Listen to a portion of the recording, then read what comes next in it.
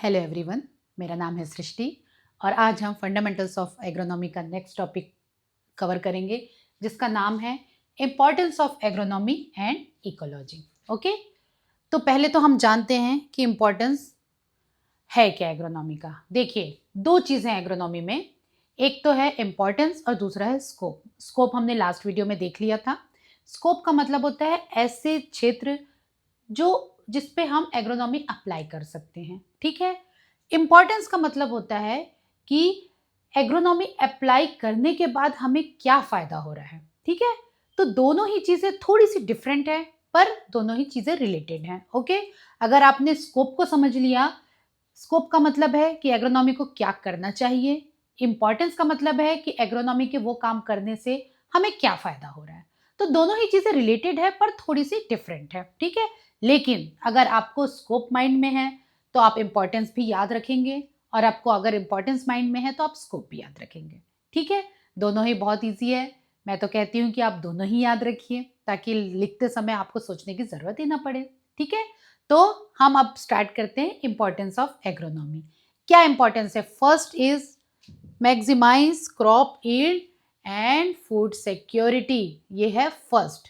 ये हमने स्कोप में भी देखा था कि सबसे पहला जो उसका एग्रोनॉमी का स्कोप है, एम है, वो फर्स्ट है क्रॉप प्रोडक्शन। ठीक है, उसकी इम्पॉर्टेंस क्या है कि क्रॉप प्रोडक्शन में के क्षेत्र में जब एग्रोनॉमी का हम एप्लीकेशन करते हैं तो उसका फ़ायदा ये होता है कि क्रॉप यील्ड मैक्सिमाइज होती है और हमारे देश के लोगों को खाने के लिए खाना मिल पाता है, जो कि है food security. Okay, next point है इसी का, improving soil fertility and productivity. Scope का हमने सेकेंड पॉइंट देखा था सॉइल मैनेजमेंट। अब उस मैनेजमेंट का फायदा क्या होगा कि सॉइल की फर्टिलिटी और प्रोडक्टिविटी बढ़ जाएगी। ओके, थर्ड पॉइंट है using modern concepts of tillage and reducing soil erosion. ये भी हमने सॉइल मैनेजमेंट वाले टॉपिक में पढ़ा था कि एग्रोनॉमी का काम है कि सॉइल का मैनेजमेंट करे और ऐसे जीरो टिलेज का यूज करे और ऐसे यूज करे कि सॉइल इरोजन कम से कम हो और सॉइल हेल्थ मेंटेन रहे। ओके, फोर्थ पॉइंट है इम्प्रूविंग वाटर यूज एफिशिएंसी।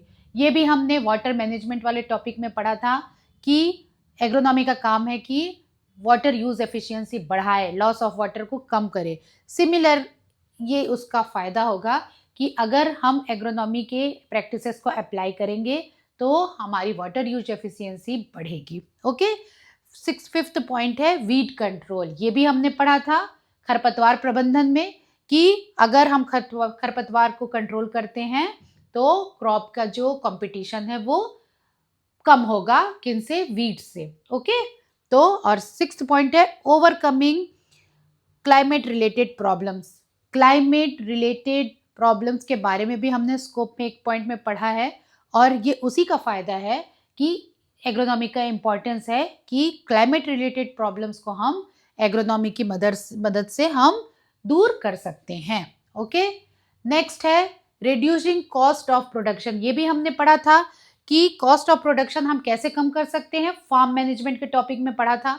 ठीक है, तो उससे क्या होगा, कॉस्ट ऑफ प्रोडक्शन कम होगा। उसके बाद conserving soil environment and sustainable agriculture. ये भी हमने देखा था स्कोप में कि एग्रोनॉमी का काम है इन्वायरमेंट को कंजर्व करना, नेचुरल रिसोर्सेज को कंजर्व करना, और उससे क्या होगा, सॉइल और इन्वायरमेंट कंजर्व होगा और हमारा एग्रीकल्चर जो है वो सस्टेनेबल एग्रीकल्चर बनेगा। ओके, नेक्स्ट है supplying raw materials for industries. जितने भी एग्रोनॉमी है और जो एग्रोनॉमी जिस जिस भी फील्ड में हम दे रहे हैं उस फील्ड से क्या होता है, एग्रोनॉमी से जो प्रोडक्ट प्रोड्यूस होते हैं वो क्या करते हैं, इंडस्ट्रीज के लिए रॉ मटेरियल का काम करते हैं, जैसे कि कॉटन है, शुगर केन है, ये सब जो है शुगर इंडस्ट्रीज, कॉटन है जो फाइबर इंडस्ट्रीज के लिए रॉ मटेरियल का काम करते हैं। ओके, नेक्स्ट है इनोवेशंस, न्यू टेक्नोलॉजीज का इनोवेशन का इंपॉर्टेंस है एग्रोनॉमी का, और उन इनोवेशंस को फील्ड में अप्लाई करने का काम भी एग्रोनॉमी का है, जिससे उस इनोवेशंस का, उस टेक्नोलॉजीज का फायदा किसानों को हो पाता है। ठीक है, फिर रिसोर्स एफिशिएंसी, ये टॉपिक जो है वो इस टॉपिक से रिलेटेड है कि जब भी हम सारे रिसोर्सेज को एफिशिएंट यूज करेंगे तो हमारा कॉस्ट ऑफ प्रोडक्शन कम होगा। ओके, फिर नेक्स्ट है localized and integrated pest and disease management. Okay, तो एग्रोनॉमी ये भी ध्यान देता है और इसका फायदा ये होता है कि पेस्ट और डिजीज मैनेजमेंट होता है। तो ये सारे पॉइंट्स हैं 7 से लेकर 12 तक, 1 से लेकर 6 तक प्रीवियस स्लाइड में था। ये सारे पॉइंट्स आप नोट कर सकते हैं या फिर स्क्रीनशॉट ले सकते हैं। ओके, अब चलते हैं हम नेक्स्ट इसके टॉपिक की तरफ जो है इकोलॉजी। इसी के साथ ही इम्पॉर्टेंस इकोलॉजी एंड इकोसिस्टम भी है आपके एग्रोनॉमी की। तो एग्रोनॉमी में इकोलॉजी का मतलब क्या होता है? Ecology is the scientific study of the interactions between living organisms and non living organism या फिर हम कह सकते हैं इन्वायरमेंट। ठीक है, तो लिविंग और एनवायरनमेंट ये दोनों के बीच का जो रिलेशन है उसको कौन बताता है? उसको बताता है इकोलॉजी। ओके, ठीक है। अब क्रॉप इकोलॉजी क्या होती है? A branch of ecology focused on the understanding the relationship between crops and their environment. Okay, यहाँ पर क्या है? लिविंग ऑर्गेनिजम्स है, इकोलॉजी में सारे लिविंग ऑर्गेनिजम्स को कवर करते हैं, पर जब हम क्रॉप इकोलॉजी की बात करते हैं तो हम क्रॉप्स और उसके एनवायरनमेंट की बात करते हैं।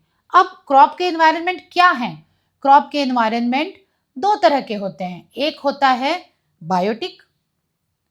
ओके, बायोटिक में कौन आते हैं? लिविंग आते हैं। ठीक है, सेकेंड होता है एबायोटिक। एबायोटिक में क्या होते हैं? नॉन लिविंग फैक्टर्स आते हैं। ठीक है, तो क्रॉप इकोलॉजी का मतलब है a branch of ecology focused on understanding the relationship between the crop and it's environment. Okay, अब हम नेक्स्ट देखते हैं बायोटिक और एबायोटिक फैक्टर्स। ठीक है, क्रॉप का इन्वायरमेंट क्या है? एक बायोटिक फैक्टर है और दूसरा एबायोटिक फैक्टर है। बायोटिक फैक्टर में क्या क्या आते हैं? Bacteria, all the microbes in the soil.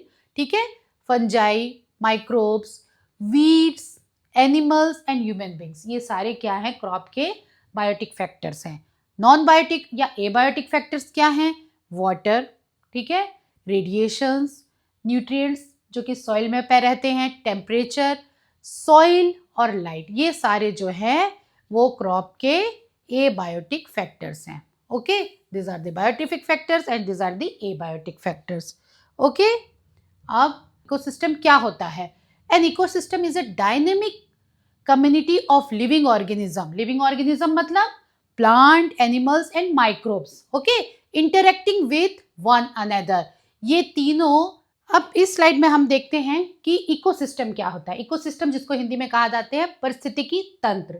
ठीक है, तो इकोसिस्टम क्या है? एक relationship, it is a dynamic community of living organisms. कौन कौन से लिविंग ऑर्गेनिज्म?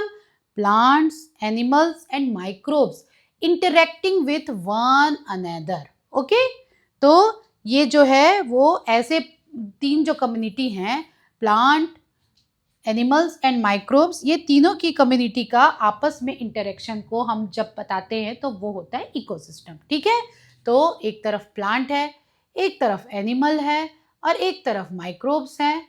तो ये तीनों का आपस में जो रिलेशन है एक दूसरे से, इसे हम कहते हैं ecosystem.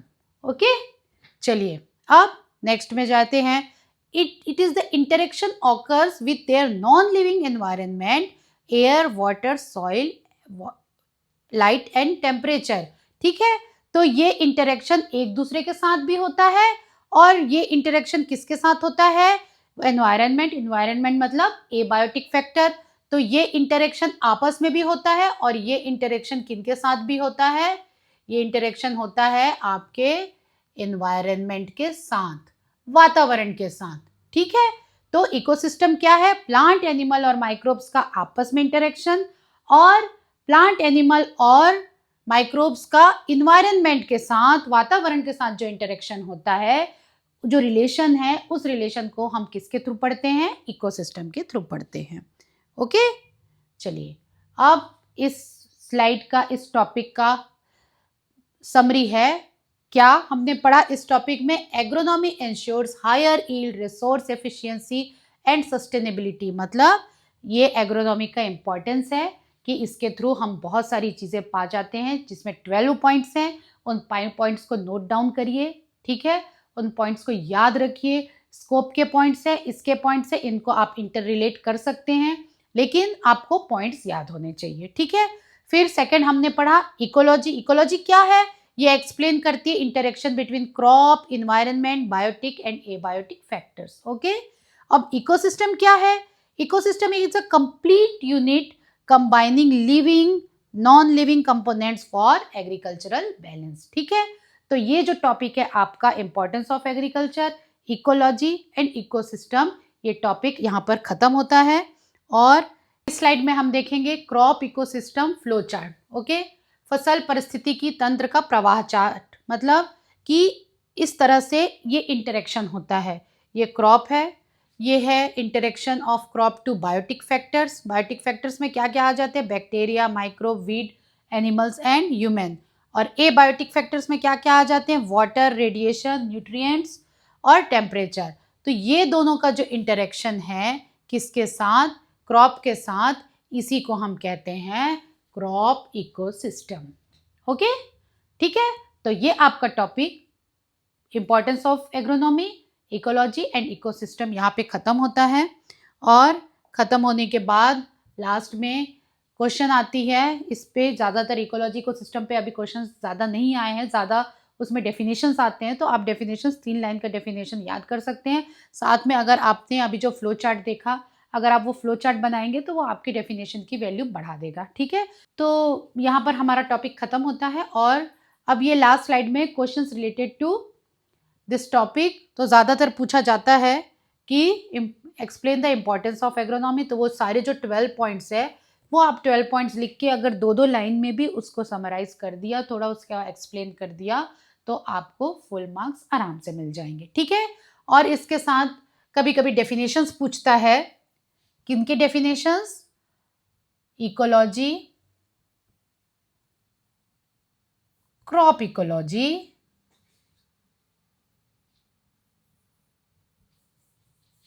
And crop ecosystem. Okay, तो जो डेफिनेशंस अभी स्लाइड में देखे, आप वो तीनों डेफिनेशंस थोड़ा लर्न करें, बहुत आसान है। और डेफिनेशंस के साथ अगर आपने फ्लो चार्ट बना दिया तो आपके आंसर्स की वैल्यू और बढ़ जाएगी। और ये है इंपॉर्टेंस ऑफ एग्रोनॉमी। ओके, तो इस तरह से हमारा ये टॉपिक यहीं पे ख़त्म होता है। तो ठीक है, अगर आप बीएससी एग्रीकल्चर फर्स्ट ईयर की स्टूडेंट हैं और आपके कोई फ्रेंड हैं, आपके कोई रिलेटिव हैं जो इस क्लास में पढ़ रहे हैं, तो आप भी सब्सक्राइब करिए और उनको भी इस चैनल के बारे में बताइए और शेयर करिए, ठीक है।